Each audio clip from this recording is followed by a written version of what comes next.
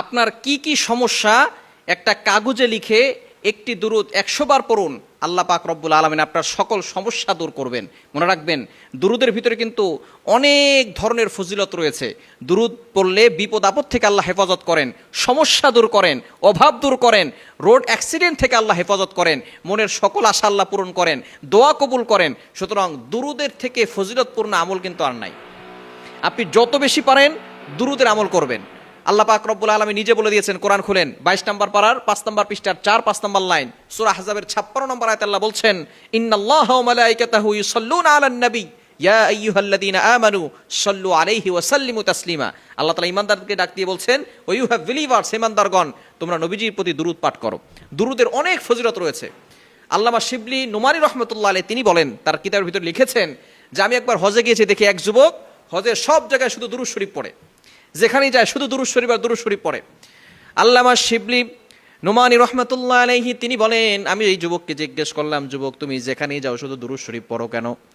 অনেক দোয়া আছে, রব্বানা আতিনা ফিদ দুনিয়া হাসানা ওয়া ফিল আখিরাতি হাসানাতাও ওয়া কিনা আযাবান নার, এই দুরূদ আছে, তুমি এই দোয়া আছে, আরো অনেক দোয়া আছে, তুমি সেগুলো না পড়ে শুধু দুরূদ পড়ো কেন? এবার যুবক বলা শুরু করেছে, আমরা হজের দিকে আসার সময় আমার বাবাও আমাদের সাথে ছিল।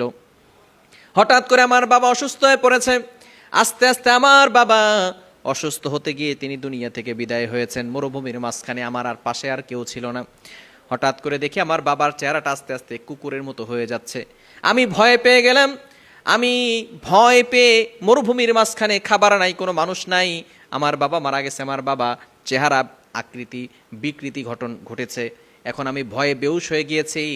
রাতের বেলা আমি স্বপ্ন দেখি, হঠাৎ করে এক যুবক সুন্দর পোশাক পরিহিত, সাদা পাগড়ি পরা আমার কাছে হাজির হয়েছে। আমাকে বলে, যুবক কান্না করো কেন? আমি বলি, বাবার এই অবস্থা।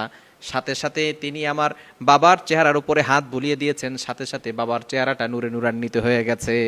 সুবহানাল্লাহ বিহামদি। তখন এই যুবক বলতেছে, আপনি কে? তখন বলতেছে, আমি হলাম মুহাম্মদুর রাসূলুল্লাহ সাল্লাল্লাহু আলাইহি সাল্লাম। নবীজি সরাসরি হাজির হয়েছেন আর তার বাবার চেহারার উপরে হাত বুলিয়ে দিয়েছে। এবার সেই সন্তান জিজ্ঞেস করেছে, ইয়া রাসূলুল্লাহ, ইয়া হাবিবাল্লাহ, আমার বাবা তো হতে পারে কোনো গুনাহের কারণে তার চেহারা এরকম নষ্ট হয়ে গেছে, কিন্তু আপনি কিভাবে জানলেন? এবার বলতেছে, তোমার বাবা প্রতিদিন সকালবেলা আমার উপরে 100 বার দুরূদ পড়ে, রাতের বেলা 100 বার দুরূদ পড়ে, আজকে সকালে পড়েছে, রাতে পড়তে পারে নাই। তখন আমি ফেরেশতাদেরকে জিজ্ঞেস করেছি, কেন আমার সেই উম্মত এখনো আমার প্রতি দুরূদ পাঠায় নাই?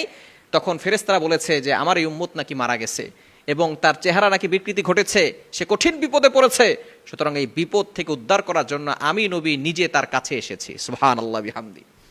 সুতরাং বিপদে পড়লে আল্লাহ পাক রব্বুল আলামিন নবীজি সাল্লাল্লাহু